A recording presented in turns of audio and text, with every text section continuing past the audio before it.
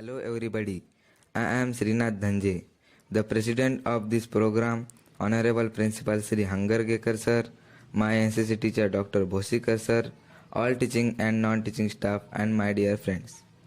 I am extremely happy to be amongst you on this Environment Day. Friends, as you are aware that we celebrate Environment Day on 5th June every year throughout the world.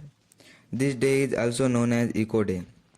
So there is one question in our mind, that is, what is Environment Day and why we celebrate? So let's discuss about that. Environment means anything around us. It can be living and non-living and everything in world.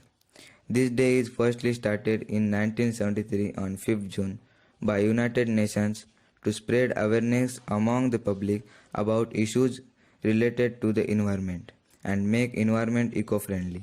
So let's discuss Indian Environment Day and its theme. Water is the most important natural resource for life. Water is the priceless gift of nature. Without food we can go hungry for some days, but it is impossible to survive without water. If we see water wastage anywhere, then we should stop it. And also water pollution is a very serious environmental issue that we are facing right now. We should stop it. Electricity is the best gift of science to mankind. It is a scarce and non-renewable resource. We have seen that it is necessary to have electricity in hospitals. In this corona pandemic, for ventilators and oxygen concentrator, if we reduce the unnecessary use of electricity in our house, then the restoration of electricity in hospitals will be done well. Now I am talking about clean environment.